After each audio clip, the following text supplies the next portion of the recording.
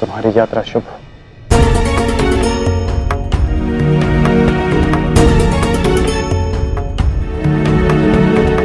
क्रुद्ध सिंह, कुछ कहना चाहते हो?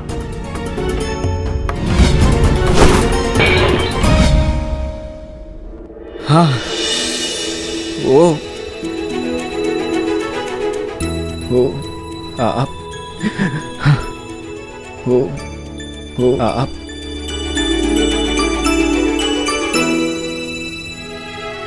मैं भी घर की ओर प्रस्थान कर रहा हूं। घर से आपका तात्पर्य अंग से है ना?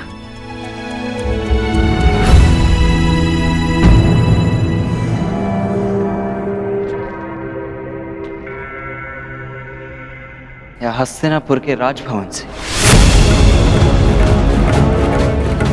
मुझे लगा था कि अब तक तुम समझ गए होगे कि मैंने जो कुछ किया समाज के लिए किया, परंतु तुम्हारे इस प्रश्न से स्पष्ट होता है कि तुम अब तक मुझे समझ नहीं पाए हो। और आपके इस उत्तर से भी स्पष्ट होता है आपके इस यथाकथित समाज में मेरे और मेरी माता की कोई स्थान नहीं।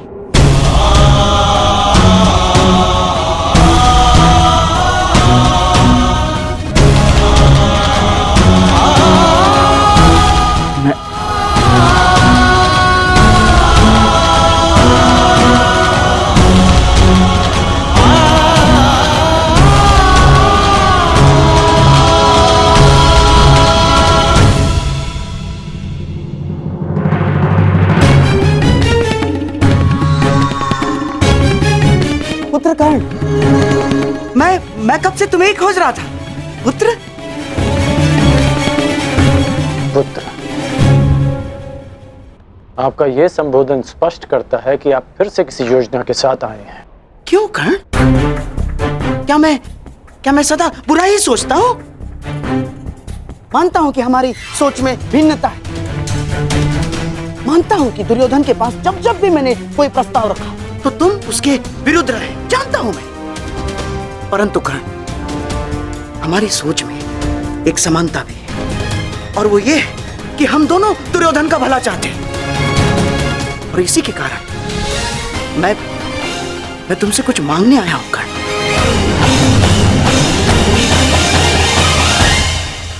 आप मुझसे कुछ मांगने आए हैं? हाँ।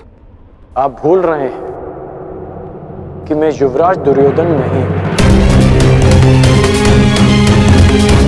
आपके किसी भी प्रस्ताव के लिए मैं बाध्य नहीं हूं मामा श्री।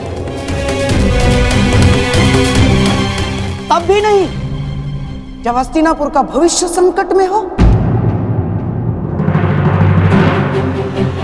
क्या तात्पर्य है आपका? हस्तिनापुर का भविष्य कैसे संकट में है?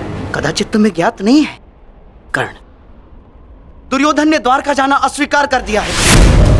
क्या? हाँ, और तुम इसका अर्थ समझते हो ना? परंतु मुझे तो लगा कि वो द्वारका के लिए प्रस्थान कर चुके होंगे। हाँ, इसीलिए तो मैं तुम्हारे पास आया हूं। वो देखो, वो पांडव द्वारका जाने की तैयारी कर रहे हैं। और हमारा दुर्योधन भावनाओं में बह रहा है कर्ण। तुम्हें पता है ना, जो वासुदेव के पास पहले सहायता मांगने के लिए जाएगा, द्वारका उसी का समर्थन करेगा। तुम उसके मित्र हो ना कर्ण। अब तुम्हें उसे समझाना होगा कि वो स्वयं अपने पैरों पर कुल्हाड़ी ना मारे। और इस बात से तुम भी सहमत हो ना कर्ण? इस युधिष्ठिर से राज्य सिंहासन के लिए हमारा दुर्योधन कई अधिक योग्य है। जाओ कर्ण, जाओ, समझाओ उसे।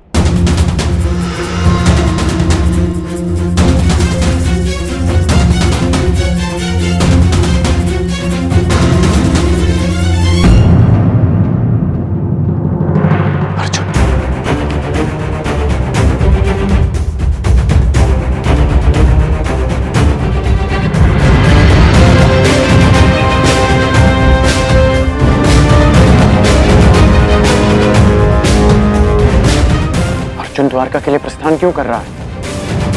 द्वारका तो युधिष्ठिर को जाना चाहिए।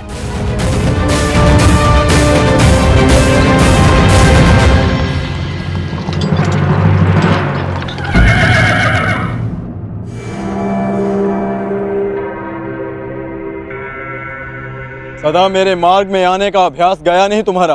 क्योंकि ये मार्ग तुम्हारा नहीं है। क्या तुम द्वारका जा रहे हो अर्जुन? तुम्हें इससे कोई प्रयोजन नहीं होना चाहिए। प्रयोजन है, विशेषकर तब जब बात द्वारका की हो। वासुदेव से समर्थन की मांग युवराज दुर्योधन और युधिष्ठिर के मध्य है। वो दोनों हस्तिनापुर से संभावित राजा हैं। फिर क्यों युधिष्ठिर के स्थान पर तुम द्वारका जा रहे हो अर्जुन?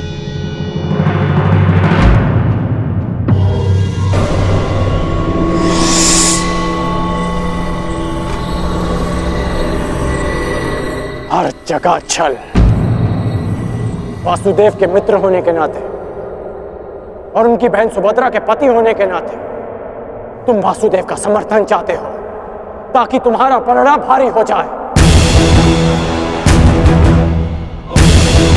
क्या धर्मराज युधिष्ठिर की दृष्टि में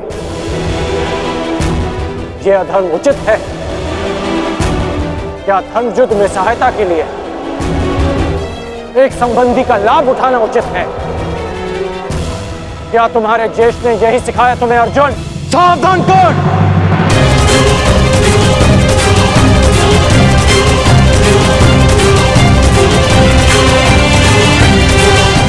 ज्येष्ठ के विरुद्ध एक शब्द और मत कहना। सही कहा तुमने। ये प्रकरण हमारे और कौरवों के मध्य है। इसमें ना ही तो तुम्हारा कोई प्रयोजन और ना ही कोई आवश्यकता। समर्थन युवराज दुर्योधन को ही मिलेगा। ये भी ज्ञात हो जाएगा। आशा करता हूं जब मैं लौटूंगा तो तुम इसी मार्ग में मिलोगे और मैं तुम्हें सूचना दूंगा। द्वारका हमारे साथ है।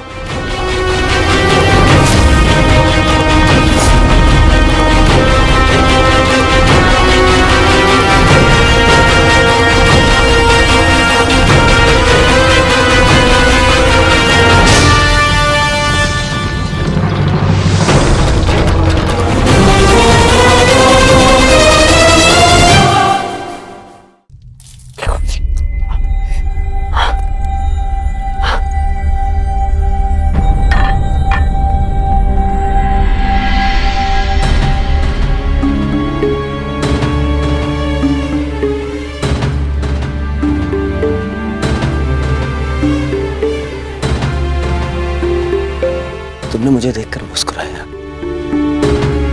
इतने वर्षों बाद। महामश्री, आपने देखा कर्ण मुझे देखकर मुस्कुरा रहा था। क्यों मित्र, तुमने मुझे क्षमा कर दिया? मैंने आपको क्षमा नहीं किया युवराज। पांचाली के वस्त्र हरण के लिए मैंने आपको क्षमा नहीं किया और ना ही कर पाऊंगा।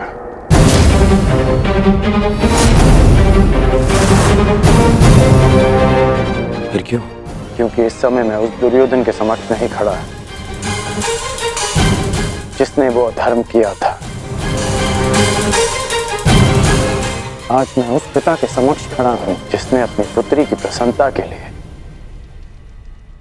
उसके प्रेम को महत्व दिया अपने अहंकार से बढ़कर। और मैं चाहता हूं कि वो पिता फिर से अपने अहंकार को भूल जाए हस्तिनापुर के लिए।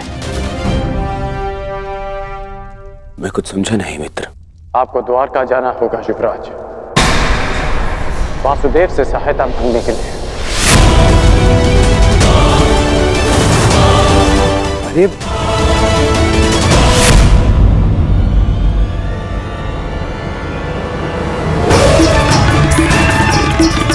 बहुत समझा। क्रोध मत कीजिए युवराज, क्रोध मत कीजिए। कैसे? शांत हो जाइए, शांत हो जाइए। फिर चल युवराज,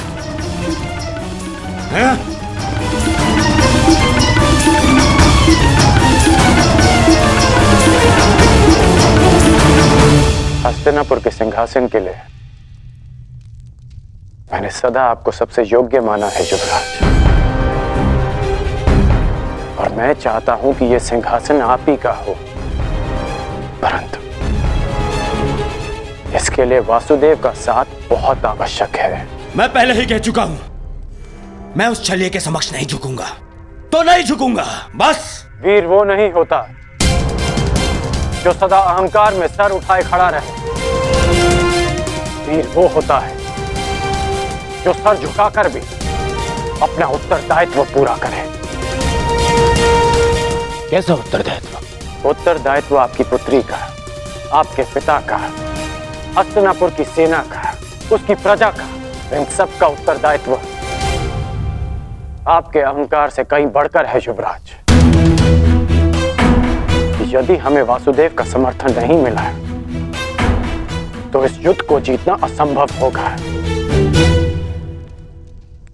मेरी बात मानिए मित्र। मित्र? तुमने मुझे मित्र कहा इतने वर्षों बाद।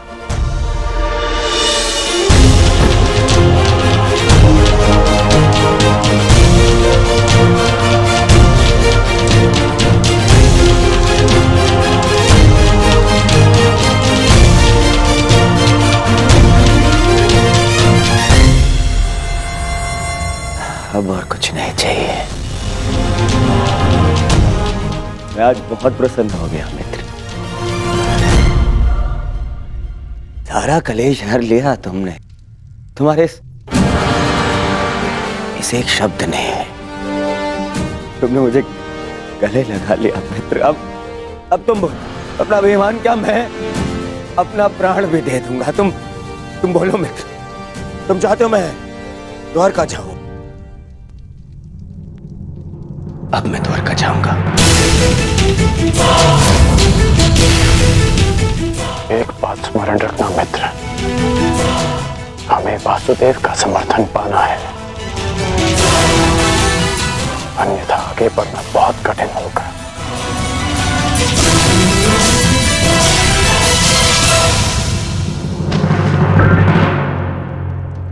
पांडवों की क्या सूचना है मामा? क्या वो द्वारका के लिए प्रस्थान कर चुके हैं? हाँ, परंतु तुम्हें इसकी चिंता करने की कोई आवश्यकता नहीं है दुर्योधन, क्योंकि ये सुनिश्चित करना मेरा काम है कि वो द्वारका तुमसे पूर्व ना पहुंच पाए।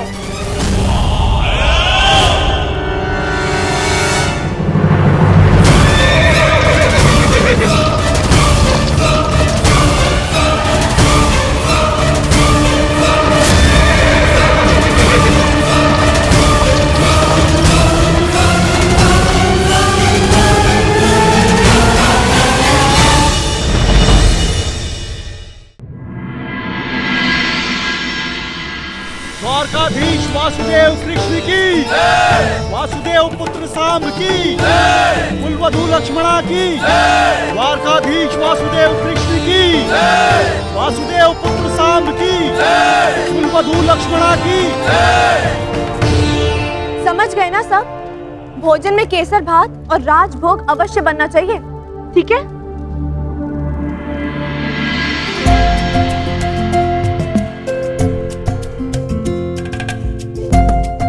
कहाँ थे आप? मैं कब से आपकी प्रतीक्षा कर रही थी। तुम प्रतीक्षा में नहीं, प्रबंध में व्यस्त हो। कौन आ रहा है? अरे और कौन? पिताश्री आ रहे हैं। यहाँ?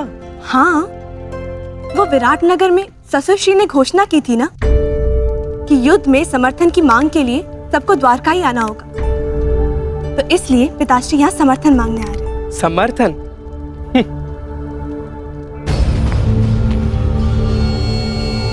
आप मुस्कुरा क्यों रहे हैं? मैं अनुमान लगाने का प्रयत्न कर रहा था कि कौन अधिक भोला है, तुम या तुम्हारे पिताश्री।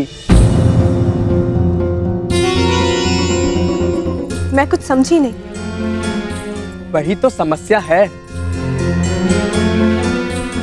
चाहे तुम्हारे पिताश्री वासुदेव के चरणों में गिर जाए, उन्हें द्वारका का समर्थन नहीं मिलेगा। परंतु क्यों? यदि शर्त अनुसार मेरे पिताश्री यहाँ पहले पहुंच जाए तो फिर वो समर्थन क्यों नहीं करेंगे? जितना मैं वासुदेव को जानता हूं, वो सुनिश्चित कर ही लेंगे कि तुम्हारे पिताश्री यहाँ पहले ना पहुंच पाए, और यदि पहुंच भी गए तब भी समर्थन पांडवों को मिले, इसका कोई ना कोई रास्ता मेरे महान पिताश्री निकाल ही लेंगे। मैं नहीं मानती ससुर श्री ऐसी अनीति करेंगे। जानता हूं तुम्हें मेरी बात का विश्वास नहीं होगा, परंतु ये सूचना मिली है कि तुम्हारे पिताश्री से पूर्व वासुदेव के सखा अर्जुन द्वारका के लिए प्रस्थान कर चुके हैं। काका श्री अर्जुन? परंतु वो क्यों? नियम अनुसार तो सिंहासन के दावेदार को यहाँ आना चाहिए ना। परंतु अब देखना, मेरे पिताश्री अपने ही बनाए नियम तोड़कर समर्थन अर्जुन को ही देंगे। असंभव, मुझे विश्वास नहीं होता। अब तो समय ही बताएगा कि तुम्हारा विश्वास अधिक बलशाली है या मेरा अनुभव। मैंने तुम्हें इसीलिए बता दिया ताकि समय आने पर तुम्हें अधिक ठेस ना पहुंचे।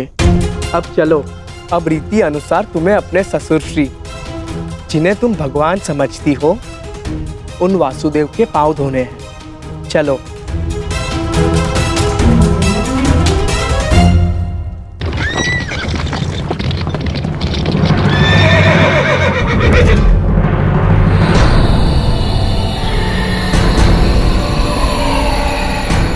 कहाँ है अर्जुन?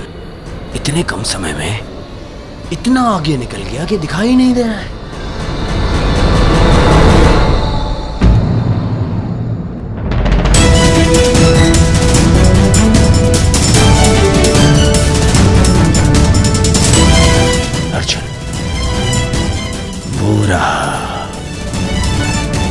परंतु मैं तुम्हें मुझसे पहले द्वारका नहीं पहुंचने दूंगा। सारथी, आगे बढ़ो, चलो।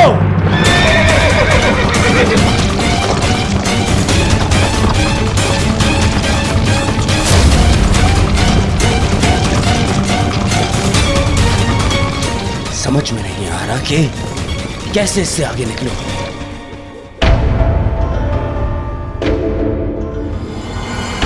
गांधार नरेश, संदेश वो हाथ पक्षी के साथ क्या कर रहा है?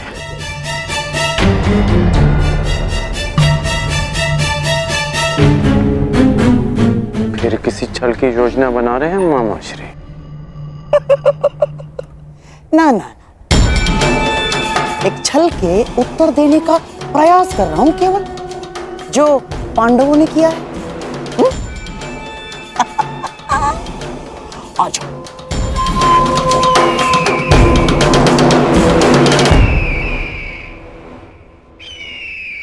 अर्जुन को मार्ग से भटकाने का पूरा प्रबंध कर दिया है मैंने।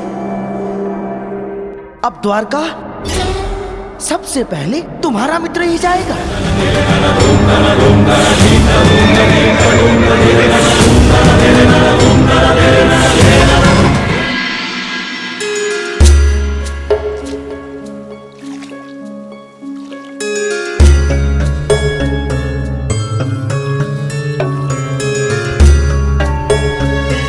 चाहे तुम्हारे पिताश्री वासुदेव के चरणों में गिर जाए, उन्हें द्वारका का समर्थन नहीं मिलेगा।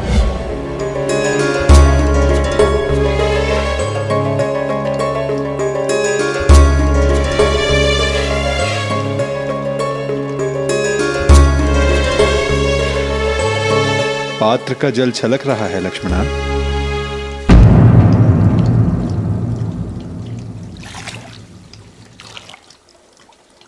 जी, मैं तुम्हारे मन के पात्र की बात कर रहा हूं पुत्री। तुम्हारा मन इतना अशांत क्यों है?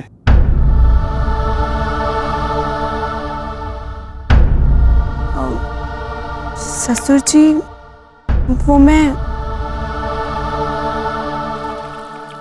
ससुर जी नहीं, पिताश्री। ससुर जी कहकर उन्हें संबोधित किया जाता है जो वधू को पराये घर की पुत्री समझे, और तुम मेरे लिए इसी घर की हो। इस नाते तुम मेरी पुत्री हुई और मैं तुम्हारा पिता, इसलिए आगे से तुम मुझे पिताश्री कहकर बुलाओगी। जी पिताश्री। तो एक पुत्री के मन में अपने पिता से बात करने के लिए कोई संकोच नहीं रहना चाहिए। तुम अपने विचार, अपनी शंकाएं निर्भय होकर मेरे समक्ष रख सकती हो पुत्री। तो बताओ, तुम्हारा मन इतना अशांत क्यों है?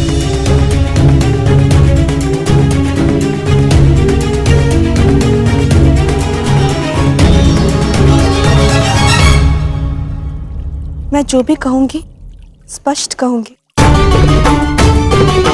मैंने अपना कर्तव्य सदैव पूर्ण करने में विश्वास किया और मुझे विश्वास है कि आप भी अपना कर्तव्य पूर्ण करेंगे। कैसा कर्तव्य लक्ष्मण? स्पष्ट कहो पुत्री। मैंने सुना है कि आप सबकी प्रार्थना सुनते हैं और उनका उत्तर भी देते हैं, और मुझे विश्वास है कि मैंने जो सुना है वो सत्य ही है। हाँ, यदि प्रार्थना सच्चे मन से की गई और शक्तिशाली हो तो मैं अवश्य सुनता हूं।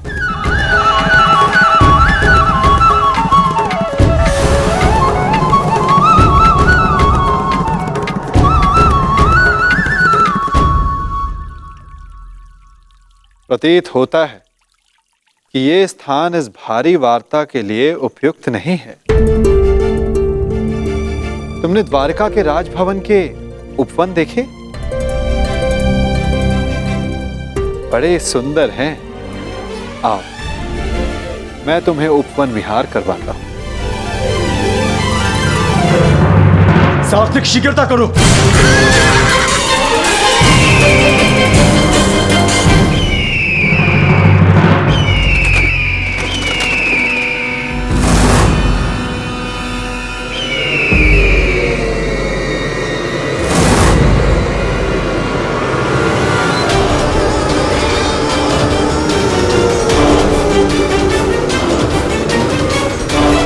कुछ भी हो जाए, अर्जुन द्वारका तक नहीं पहुंचना चाहिए शकुनी।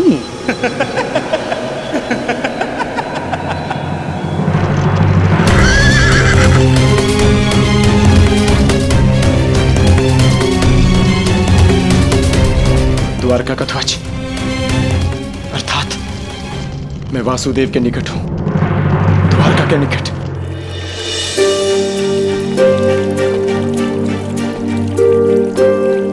यहाँ का वातावरण खुला है, तुम खुलकर बात कर सकती हो लक्ष्मणा। कहो, क्या संदेह है तुम्हारे मन में?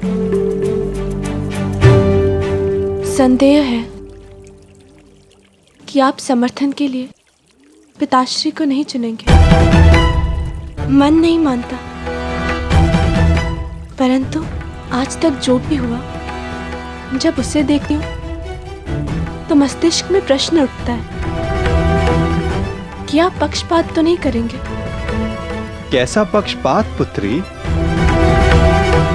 आपने कहा था कि द्वारका में जो भी आपके समक्ष सबसे पहले पहुंचेंगे आप उन्हीं का समर्थन करेंगे।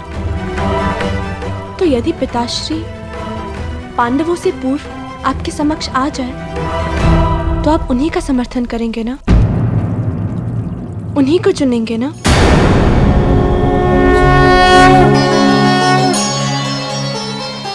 मैं पक्षपात नहीं करूंगा लक्ष्मण, क्योंकि पक्षपात करना मेरे स्वभाव में ही नहीं है। और रही बात समर्थन पाने की, तो मनुष्य जो पाने के योग्य होता है उसे वही मिलता है। मनुष्य इच्छा करता है, मैं तो केवल उसे पूर्ण करता हूं।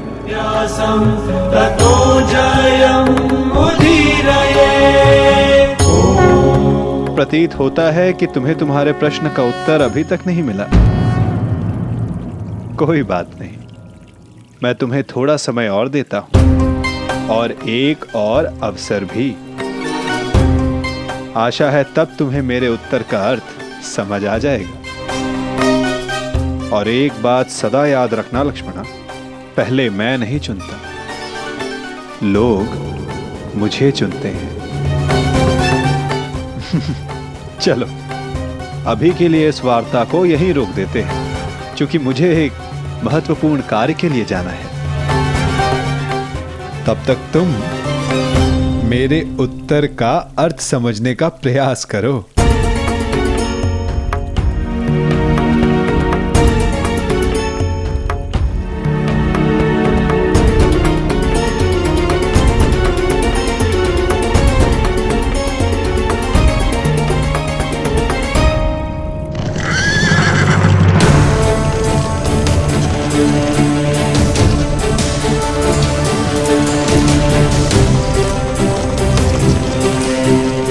प्रतीत होता है वासुदेव कहीं के लिए प्रस्थान कर रहे हैं। शुभ चिन्ह है, मुझे मार्ग में ही वासुदेव के दर्शन हो जाएंगे। मुझे अभी जाकर उनसे मिलना चाहिए। सारथी, शीघ्रता करो।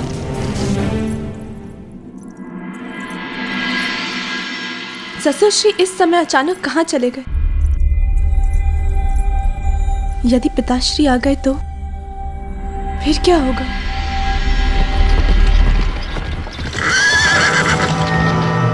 सुनिए महोदय, वासुदेव कहाँ है? जी वो तो उस ओर अपने शिविर में है। चलो सारथी।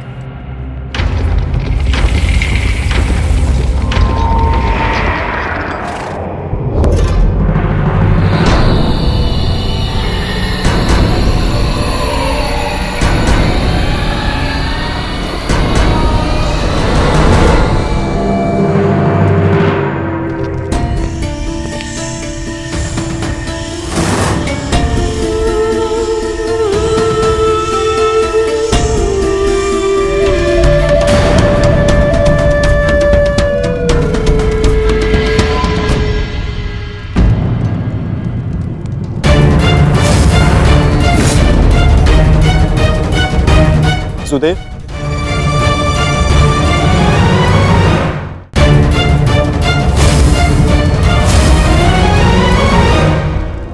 वासुदेव, स्वागत है।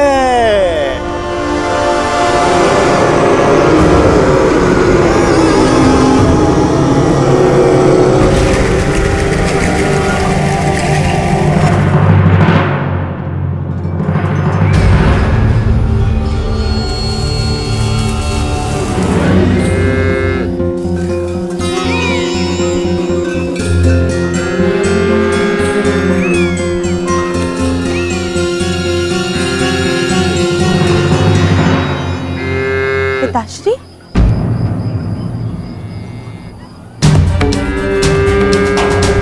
मुझे लगा था कि आप किसी महत्वपूर्ण कार्य से बाहर गए, परंतु आप तो यहाँ गौ माता को भोजन खिला रहे हैं। जो समस्त संसार को भोजन प्रदान करती है, उस गौ माता को भोजन करवाना क्या महत्वपूर्ण कार्य नहीं पुत्री? नहीं नहीं पिताश्री, मेरे कहने का तात्पर्य वो नहीं था, परंतु मुझे लगा कि आप द्वारका से बाहर गए।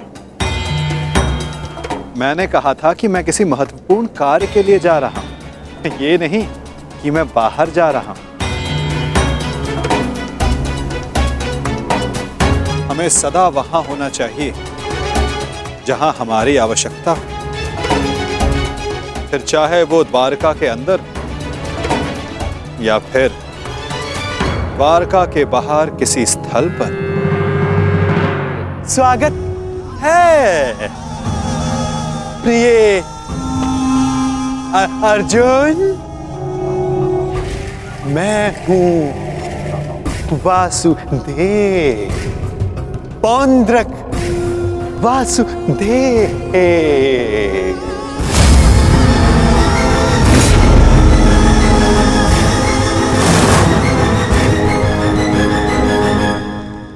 मुझे लगा आप वासुदेव हैं, परंतु आप तो बातें करने के लिए अभी बहुत समय शेष है। गांडीवधारी अर्जुन, बहुत लंबी यात्रा से आए होगे, विश्राम करो, विश्राम। क्षमा चाहता हूं। मुझे लगा वासुदेव हैं इसलिए यहां रुक गए, परंतु आप वासुदेव नहीं हैं। क्या? मैं वासुदेव नहीं? तो तुम्हें क्या लगता है कि तुम्हारे समक्ष कौन खड़ा है? हाँ?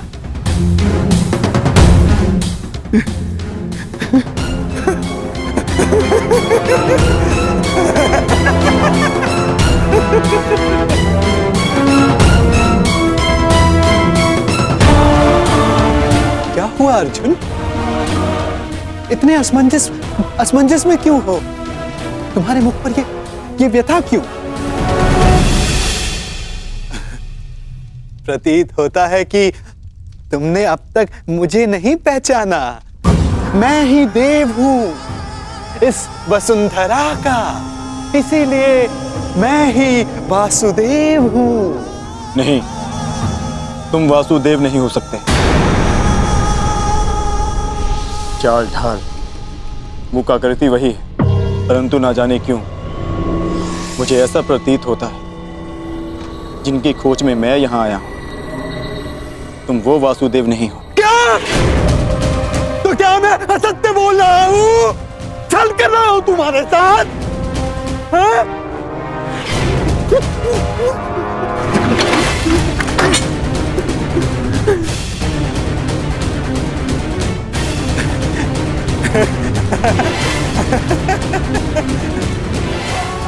पार्थ, मैं ही वास्तविक वासुदेव हूं, वास्तविक वासुदेव, तुम्हारा सखा, तुम मेरे पास।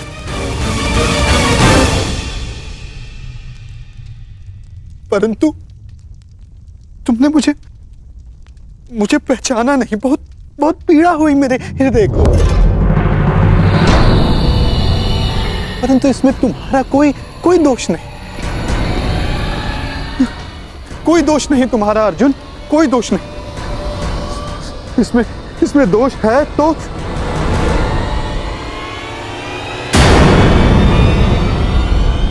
उस छलिए कृष्ण का।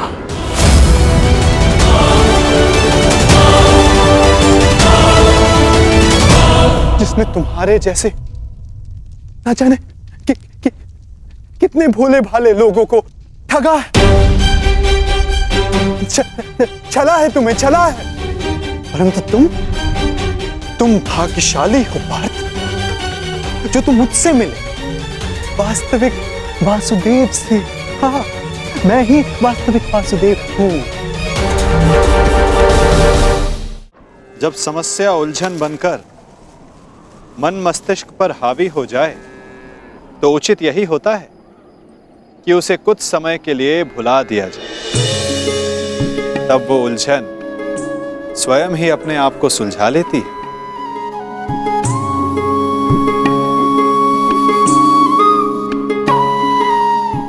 मुझे ज्ञात है कि आप सब जानते हैं, ये भी कि इस समय मैं अपने पिताश्री के विषय में सोच रही हूँ। मानती हूँ कि इसमें मेरा अपना स्वार्थ है, परंतु क्या ये आपका कर्तव्य नहीं कि आप मेरे पिताश्री को एक अवसर दें? अब तो वो आपके भी संबंधी है, क्या उनकी सहायता करना आपका कर्तव्य नहीं? मैं अवसर हर मनुष्य को देता हूं, परंतु अवसर का लाभ मनुष्य उतना ही उठा सकता है जितने के वो योग्य हो। और जैसे कि मैंने कहा, इस संसार का प्रत्येक मनुष्य मेरे लिए समान है।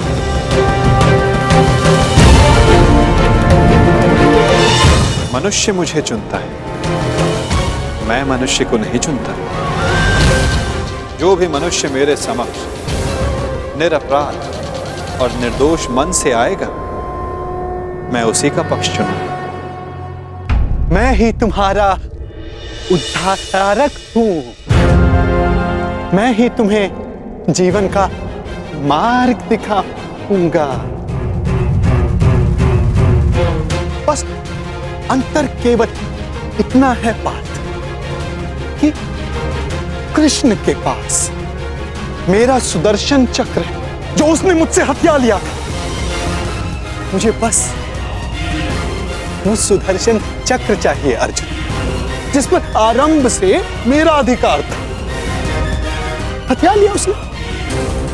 उस चक्र को दिखाकर उसने अनेकों के साथ छल किया, छल।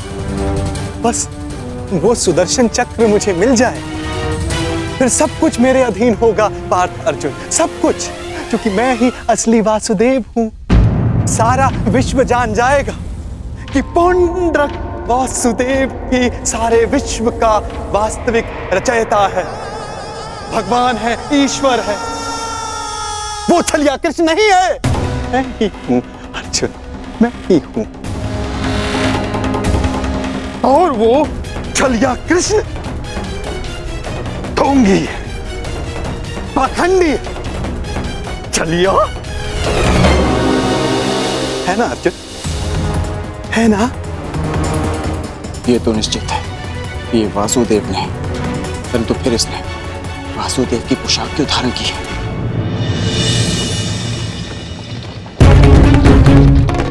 मैं आ रहा हूं छलिया कृष्ण, तुझे मेरी सहायता करनी ही पड़ेगी।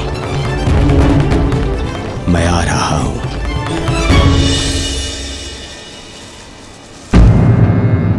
क्या हुआ पिताश्री? ये गऊ इतना व्यथित क्यों है? चूंकि ये जानती है कि अब समय हो गया। कौन सा समय? मेरे विश्राम का पुत्री, थकान की अनुभूति हो रही है मुझे। अब मुझे जाना होगा।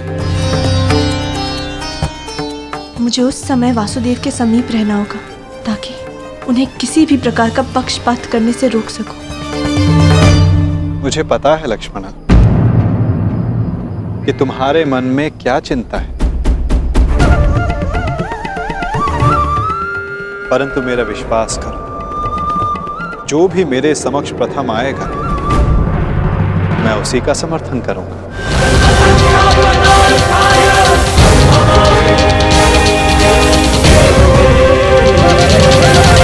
बहुत प्रतीक्षा कर ली तुमने अर्जुन, परंतु अब उसका अंत हुआ, क्योंकि तुम अपने वास्तविक सखा से मिल ली। मैं हूं तुम्हारा वास्तविक सखा, तुम्हारा तारणहार, क्योंकि मैं ही वास्तविक वासुदेव हूं। अब तो तुम जान गए। बोल रहो पाखंडी।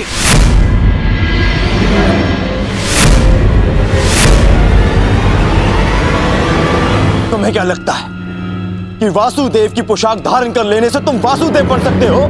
दया आती है तुमको देखकर अर्जुन। जो पहले आया तुम्हारे समक्ष उसी को वासुदेव समझ लिया। हाँ? बहुत बड़ी भूल कर रहे हो तुम, परंतु अब तुम चिंता मत करो पार्थ अर्जुन। अब तुम मुझसे मिल लिए हो ना, सब ठीक हो जाएगा। मैं तुम्हारी इस भूल को सुधारूंगा। भूल तुमने की है और आंखें भी तुम्हारी बंद हैं। वासुदेव कर्म में विश्वास रखते हैं, दिखावे में नहीं। पर वास्तविक वासुदेव अपने आप की प्रशंसा नहीं करते और ना ही दूसरों की आलोचना। उनके कर्म ही उन्हें वासुदेव बनाते हैं और वो स्वयं से पूर्व संसार के हित की सोचते हैं। परंतु तुम केवल स्वार्थी मनुष्य हो जो अपने आप को वासुदेव कहते हो। सत्य तो ये है कि तुम्हें वासुदेव का अर्थ भी नहीं पता, नहीं समझते तुम। स्वप्न से बाहर निकलो और सत्य क्या है उसे समझो। मौन रहो दुस्साहसी! इतना दुस्साहस तुम्हारा कि यहाँ पर मेरे समक्ष ऐसी बातें कर रहे हो। तुम्हें अंदेशा भी नहीं है कि नियति तुम्हें मेरे समक्ष लेकर के आई है, क्योंकि तुम अनुचित मार्ग पे जा रहे हो अर्जुन। मैं तुम्हें सही मार्ग दिखाना चाह रहा हूं। परंतु मैं समझ गया कि यह सब मुझे मेरे उचित मार्ग से भटकाने का प्रयत्न था। और इस बात का भी अनुमान है मुझे कि यह सब करने के लिए तुम्हें यहां किसने भेजा है।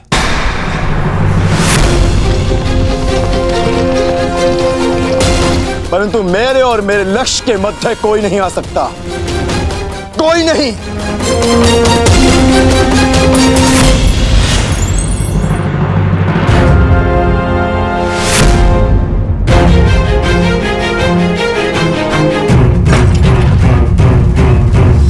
मेरे समक्ष आओ, अपने आप को वासुदेव कहने वाले बहरूपिये, समक्ष आओ। हाँ, उचित कहा तुमने अर्जुन, मैं बहरूपिया ही हूँ। कई रूप है मेरे।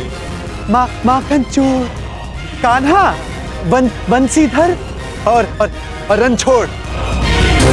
इसीलिए रन छोड़कर भाग रहा हूँ। मुझे अपना समय व्यर्थ नहीं करना चाहिए। मुझे शीघ्र अतिशीघ्र वासुदेव के पास पहुंचना है।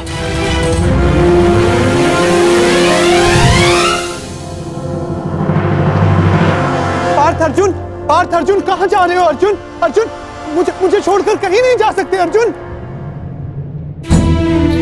घर से आपका तात्पर्य अंग से है ना, या हस्तिनापुर के राजभवन से? आपके इस यथाकथित समाज में मेरे और मेरी माता के लिए कोई स्थान नहीं।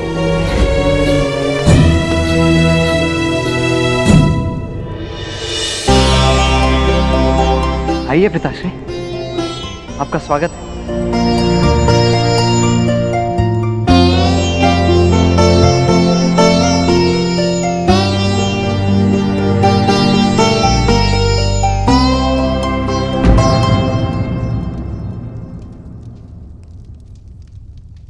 क्या हुआ सुप्रिया? कुछ नहीं,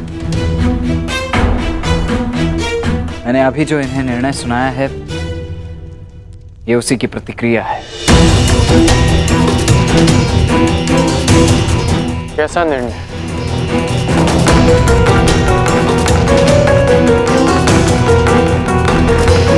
ये किस विषय में बात कर रहा है सुप्रिया?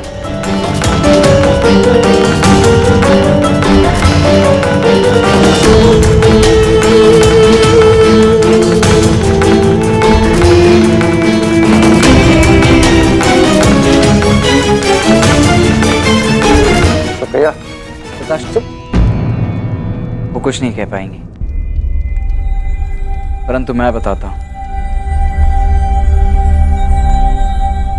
वो मैं आपसे धनुर्विद्या और युद्ध कला का ज्ञान सीखना चाहता हूं।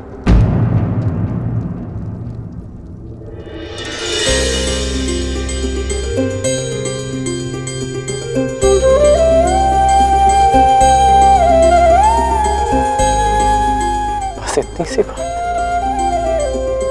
हर पिता अपना ज्ञान, अपनी शिक्षा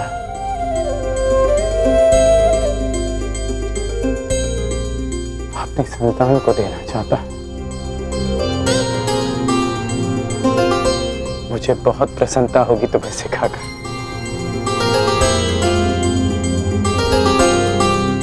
परंतु तुम्हें सिखाने की कोई आवश्यकता नहीं है। मैंने तुम्हें देखा है, तुम युद्ध कला में निपुण हो पुत्र। हाँ हूं, अवश्य हूं पिताश्री, परंतु आपसे अधिक नहीं। मैं आपसे भी अधिक कुशल बनना चाहता हूं और इसके लिए मेरे पास समय बहुत कम शेष है। मैं ये जानना चाहता हूं कि क्या आप मुझे सिखाएंगे? हाँ, मैं तुम्हें अवश्य सिखाऊंगा पुत्र। युद्ध अभ्यास के बहाने ही सही, हम साथ में समय तो बिता पाएंगे, परंतु इस बात के लिए कम समय शेष। इसका उत्तर आप भी जानते हैं पिताश्री। संसार अब तक के सबसे बड़े महासंग्राम के द्वार पर खड़ा है। वासुदेव के निर्णय के साथ ही युद्ध की घोषणा भी हो जाएगी।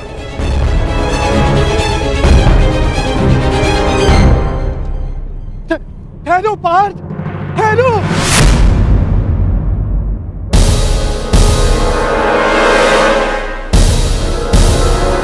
तुम मुझे छोड़कर कहीं नहीं जाओगे, नहीं जाने दूंगा मैं तुम्हें।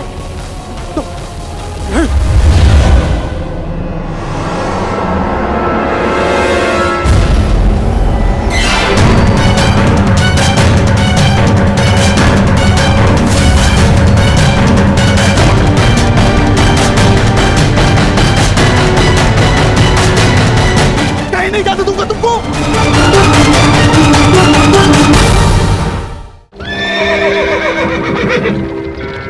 शीघ्र करो।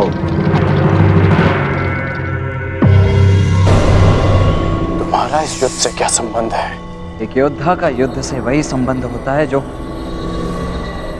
धनुष का बाण से होता है। मैं भी इस युद्ध में सम्मिलित होना चाहता हूं।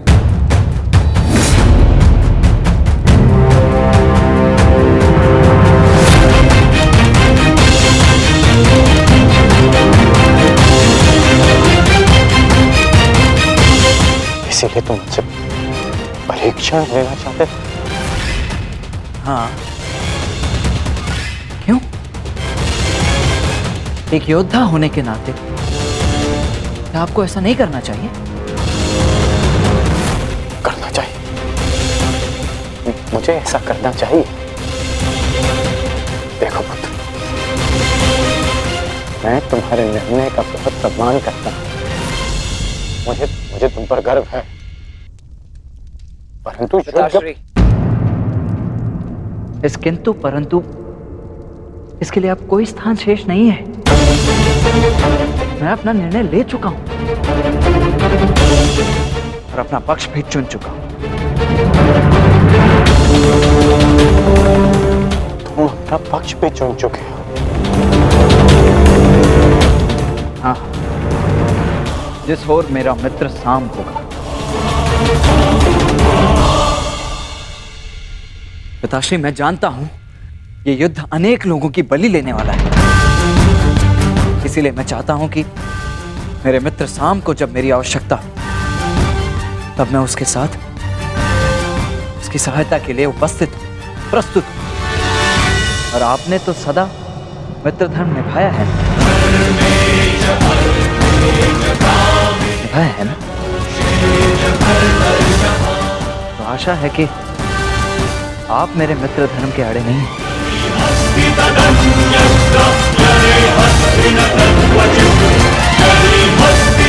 मुझे अभ्यास करने जाना है। प्रणिपात। देखो, जो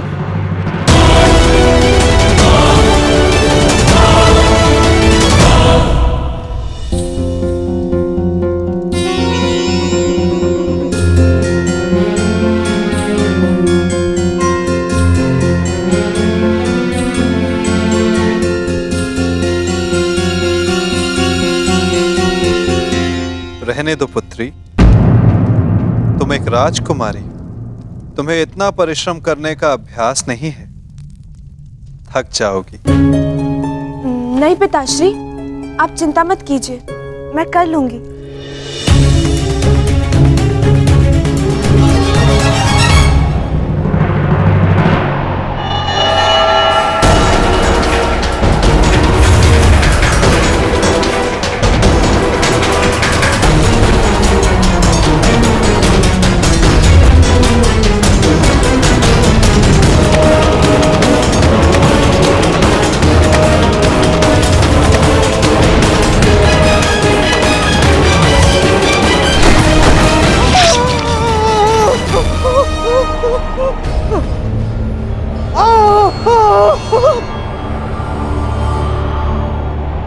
मैं तुम्हें अंतिम चेतावनी देता हूँ, इस माया जाल को समाप्त करो और मुझे जाने दो यहाँ से, अन्यथा मेरा अगला प्रहार तुम्हारे प्राण ले लेगा। और मेरा अगला प्रहार तुम्हारे जीवन का अंतिम क्षण होगा अर्जुन।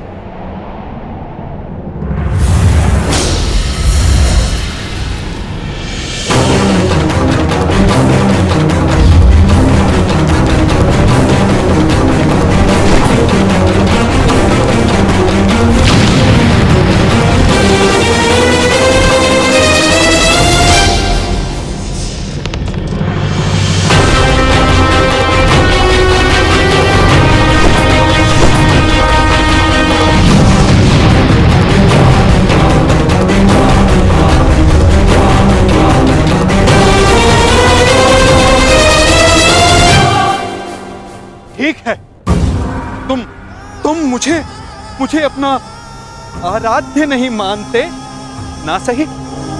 तुम जा सकते हो, क्योंकि मैं तुम्हारा शत्रु नहीं, ना तुम मेरे शत्रु हो। परंतु उस धूर्त कृष्ण को एक संदेश मेरा अवश्य दे देना।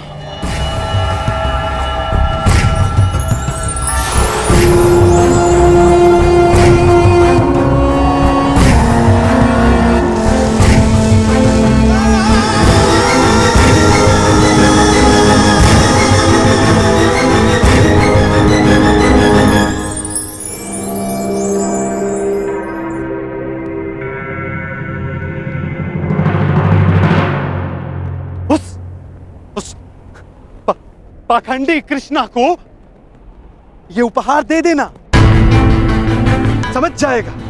कहना उसको कि उसके पास मेरी एक वस्तु है जो मुझे चाहिए। तुम जा रहे हो, जाओ जाओ, परंतु तुम मेरे पास अवश्य आओगे। आना ही होगा, तुमको आना ही होगा।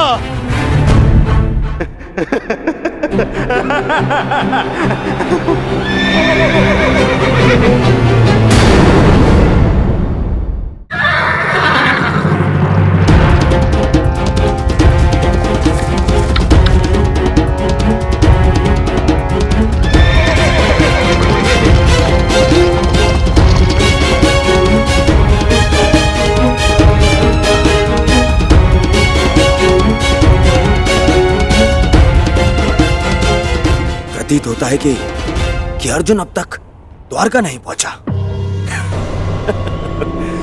ये मेरे लिए शुभ है। चलिए, मैं आ गया।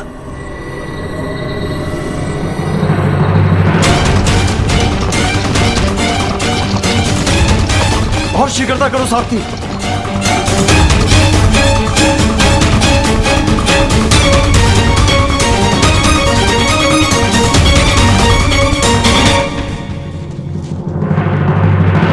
प्रणाम ससुरश्री। सुखी रहो। द्वारका में स्वागत है आपका।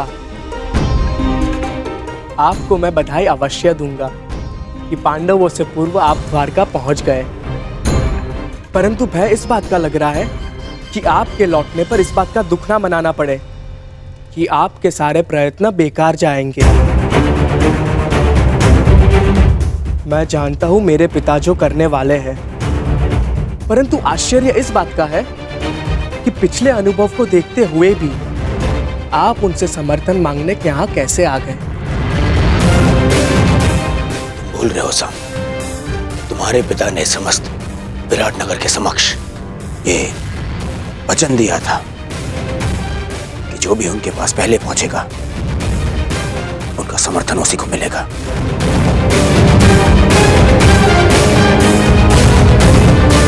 और देखो मुझे, मैं पांडवों से पहले यहाँ पहुंचा हूं। ये जानते हुए भी कि वचन तोड़ने मरोड़ने में वो सिद्धहस्त है।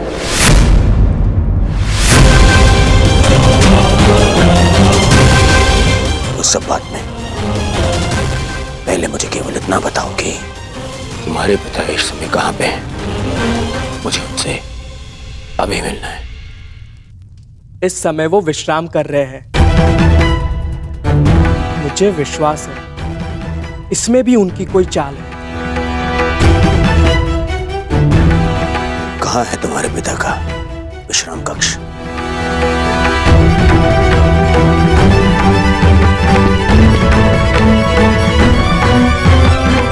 आश्चर्य होता है, इतना सब देखकर भी इन्हें अभी भी लगता है कि द्वारकाधीश इनकी सहायता करेंगे।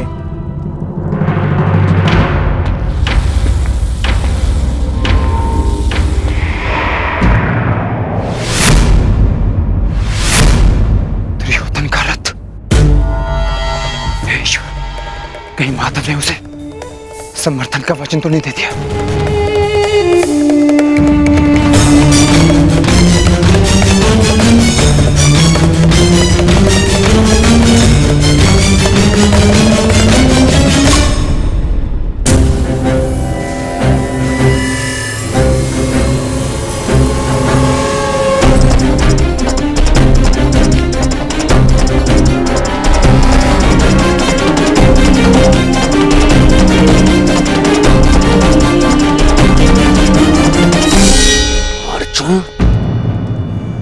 किसी भी परिस्थिति में मुझे अर्जुन से पहले वासुदेव तक पहुंचना है।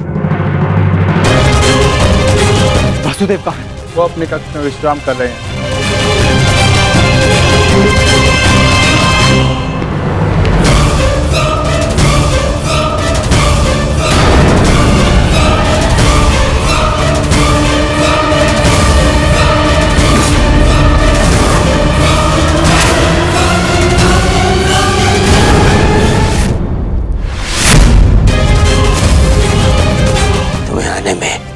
अनेक विलंब हो गया अनुज, अनेक विलंब।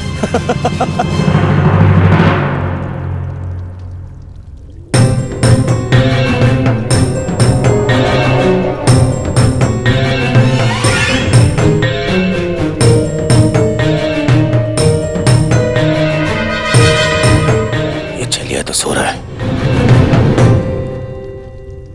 प्रतीक्षा करनी होगी।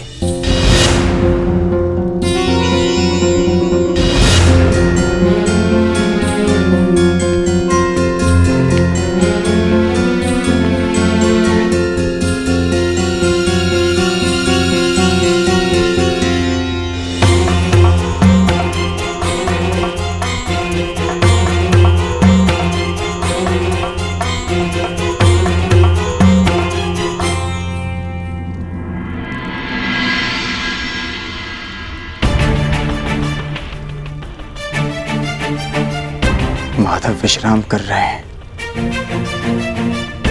जगाना उचित नहीं होगा।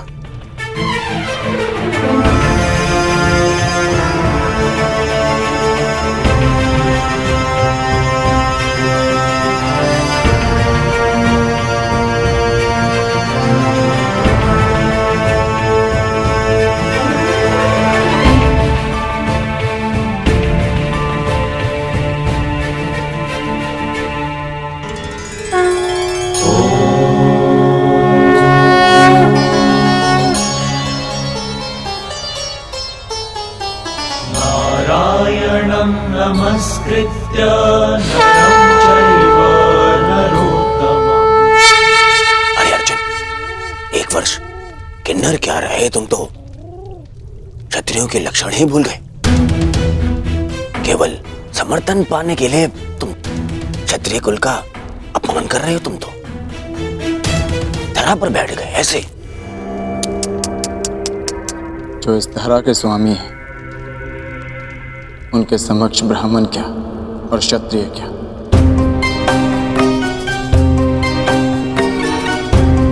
ना मैं इस समय क्षत्रिय हूं और ना ही मेरे मन में समर्थन का लोभ। मैं तो केवल इस समय एक भक्त हूं जो अपने आराध्य के चरणों में बैठा है।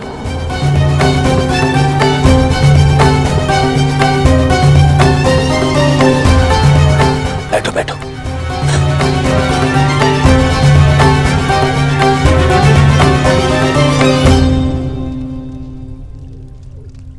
माधव,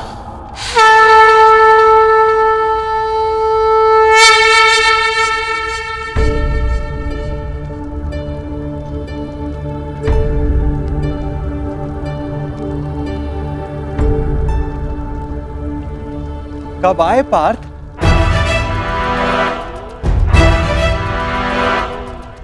मुझे तो तुम्हारे आने का भान ही नहीं हुआ। आप विश्राम कर रहे थे माधव। इसलिए जगाना उचित नहीं समझा। और तुम नीचे क्यों बैठे हो? इधर आओ, मेरे समीप आकर बैठो। माधव, मैं यहाँ आपका युद्ध के लिए समर्थ। अरे ठहरो, यहाँ पे पहले मैं आया तो समर्थन मांगने का अधिकार मेरा है। अरे दुर्योधन, तुम भी यहाँ हो? आश्चर्य। आश्चर्य है? आश्चर्य तो मुझे हो रहा है। मेरे आने पर तो आप उठे नहीं, और अर्जुन के आते ही आपकी नींद खुल गई।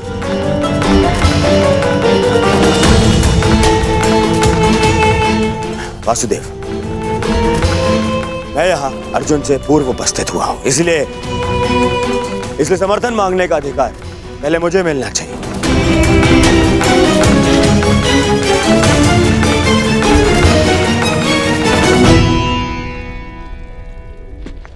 ये तुम्हारा मत है दुर्योधन, परंतु पहले मैंने अर्जुन को देखा, इसलिए मांग रखने का अवसर पहले अर्जुन को ही मिलना चाहिए।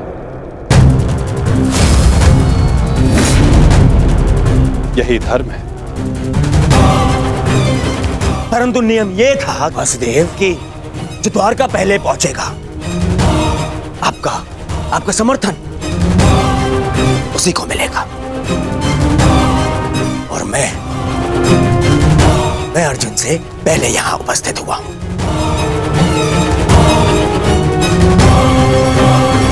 कदाचित तुमने नियम ठीक से नहीं सुना था दुर्योधन। नियम यह था कि द्वारका पहुंचकर मेरे समक्ष आकर प्रथम जो समर्थन की मांग करेगा, मैं उसका साथ दूंगा। अब आप कुतर्क का सहारा ले रहे हैं वासुदेव।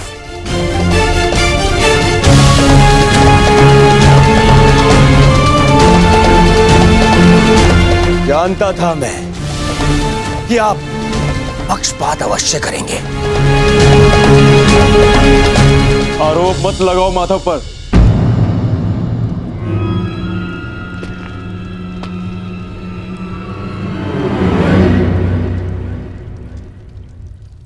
दुर्योधन सत्य कह रहा है माधव। मुझसे पूर्व ये यहाँ उपस्थित था, परंतु आपके पीछे बैठने के कारण आप इसे देख नहीं पाए। इसलिए समर्थन का पहला अवसर दुर्योधन को ही मिलना चाहिए।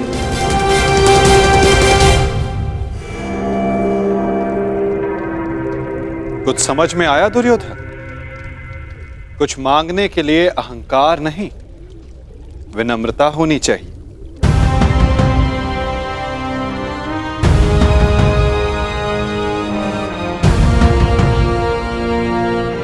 कहो, क्या चाहिए? मैं चाहता हूं कि आने वाले महायुद्ध में द्वारका हम कौरवों का समर्थन करें विनम्रता से।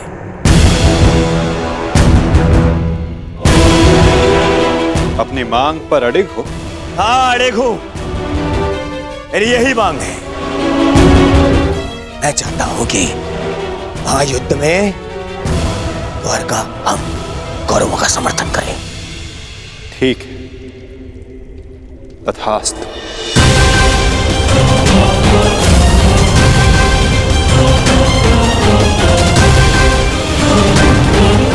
परंतु तुम्हारे इस वचन ने मुझे बहुत बड़ी उलझन में डाल दिया है दुर्योधन।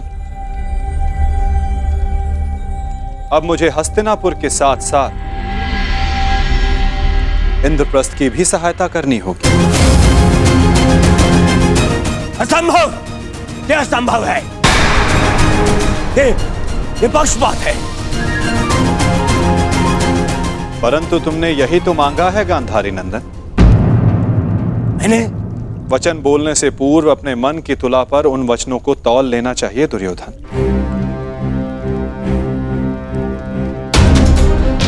तुमने कहा कि कौरवों को द्वारका का समर्थन मिलना चाहिए। अपने द्वेष के कारण तुमने पांडवों को सदा भिन्न माना।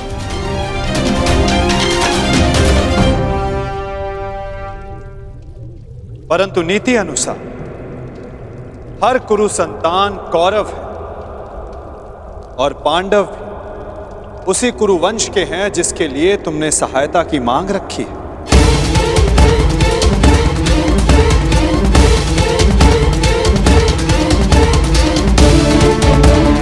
इसलिए मुझे अपना समर्थन दोनों पक्षों में बांटना होगा।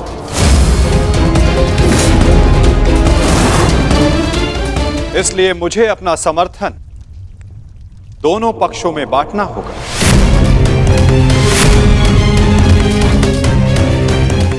क्या करूं? पक्षपाती होना मेरे स्वभाव में जो नहीं। पक्षपात तो कर ही रहे हैं आप। हम दोनों एक दूसरे के विरुद्ध खड़े हैं, तो स्पष्ट कीजिए हम दोनों को एक साथ कैसे समर्थन देंगे आप?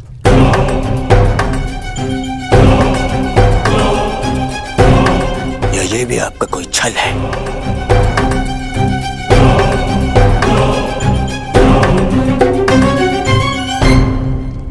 विभाजन से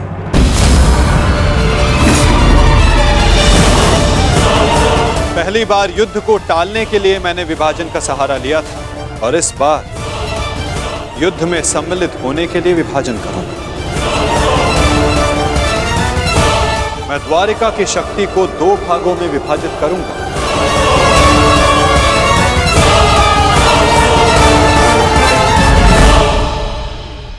एक ओर होगी मेरी शक्तिशाली नारायणी सेना जो कभी पराजित नहीं हुई,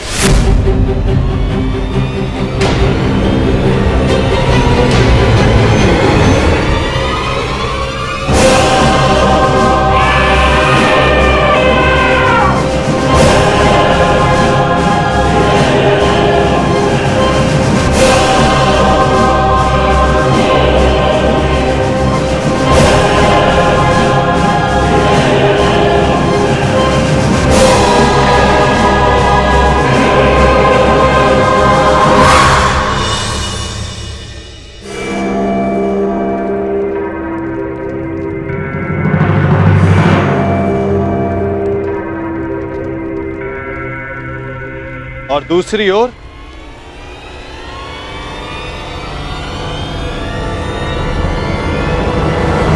केवल मैं।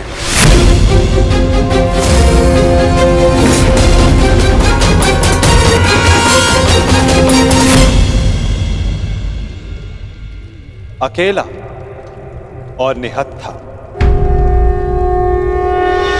मैं वचन देता हूं किसी भी परिस्थिति में मैं इस युद्ध में अस्त्र नहीं उठाऊंगा।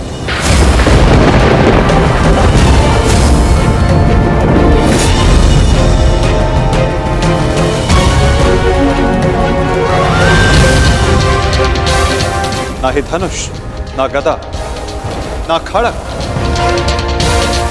ना ही सुदर्शन चक्र। मैं किसी भी अस्त्र का प्रयोग नहीं करूंगा।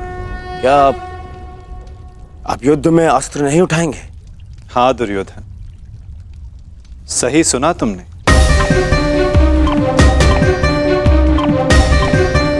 मैंने निर्णय ले लिया है कि मुझे क्या चाहिए। नहीं दुर्योधन, पहले तुम्हें मांगने का अवसर नहीं मिलेगा। क्या? ये मांग कुरुवंश के मध्य हो रही है और अर्जुन तुम्हारा अनुज है। और धर्म कहता है कि मांगने का पहला अधिकार अनुज का होता है। कोई अनुज नहीं है, वो शत्रु है ये मेरा। और आपने ने कहा था जो आपके समक्ष पहले आएगा आपका समर्थन उसी को मिलेगा। मैंने अपना वचन निभाया दुर्योधन। तुमने कुरुवंश को समर्थन देने की मांग की और कुरुवंश के लिए मैंने अपनी शक्ति को 2 भागों में विभाजित किया। अब विषय नीति का है दुर्योधन, और नीति के अनुसार प्रथम मांगने का अधिकार अर्जुन को है। यदि बात नीति की है तो इस अर्जुन का यहाँ आना ही नीति सम्मत नहीं है। किसी राज्य का राजा नहीं है वो। राजा तो तुम भी नहीं हो युवराज दुर्योधन, परंतु मैं अपने पिता महाराज धृतराष्ट्र का प्रतिनिधित्व करता हूं। और मैं अपने ज्येष्ठ भ्राता महाराज युधिष्ठिर का प्रतिनिधित्व करता हूं। राजा है? कैसा राजा? 13 वर्ष पूर्व उनसे उनका सिंहासन छिन चुका है, और वही सिंहासन उन्हें मिले, इसलिए ये युद्ध हो रहा है। तो यदि तुमने राज्य लौटा दिया होता तो ये युद्ध कभी नहीं होता। यदि अज्ञातवास पूर्ण किया होता तो राज्य अवश्य लौटा देता।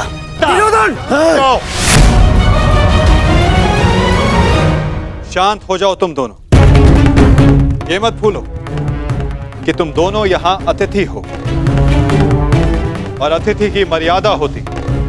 अपने अतिथि के घर पर यूं झगड़ा करना तुम दोनों को शोभा नहीं देता। तो जैसा कि मैंने कहा, अर्जुन को प्रथम अवसर मिलना चाहिए। आप चाहते हैं कि अर्जुन को नारायणी सेना चुनने का अवसर मिले। मुझे क्या चाहिए इसका निर्णय तुम मत लो दुर्योधन। माता, आप अस्त्र उठाएं या ना उठाएं, मुझे मेरे पक्ष में केवल आप चाहिए। मुझे नारायणी सेना से कोई मोह नहीं। यदि नारायण मेरे साथ है तो मेरे लिए पर्याप्त है।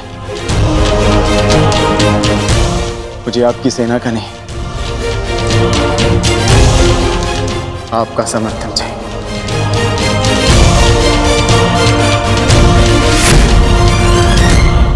क्या आपको यह विनती स्वीकार है माता?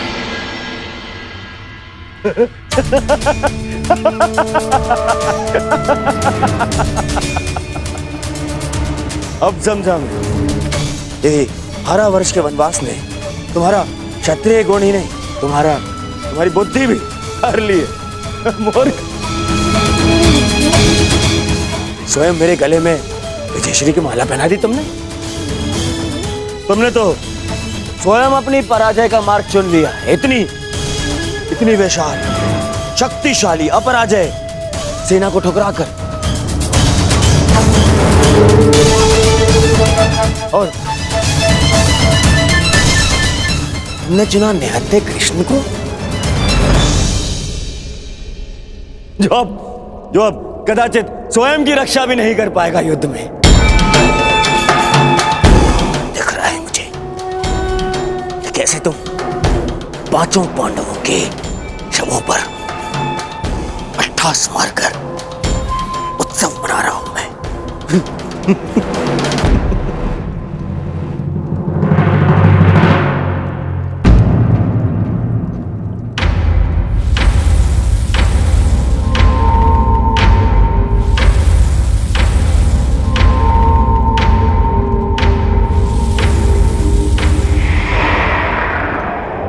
कृष्ण मुस्कुरा रहा है। नहीं, कुछ तो छल है। अब समझा। नारायणी सेना मुझे दे दी, जबकि उसके स्वामी तो आप स्वयं हैं। वो अपने ही स्वामी पर प्रहार कैसे करेगी? उल्टा वो तो हमारी ही सेना को हानि पहुंचाएगी। नहीं, ये छल है ये। नहीं दुर्योधन, यदि ऐसा होता तो मैं पहले ही तुम में से किसी एक को पूर्ण समर्थन दे चुका होता। पक्षपात ना हो इसलिए मैंने अपनी शक्ति को 2 भागों में विभाजित किया है। परंतु क्या है ना वासुदेव, मुझे संदेह है कि आपकी ये सेना मेरा आदेश नहीं मानेगी। अवश्य मानेगी।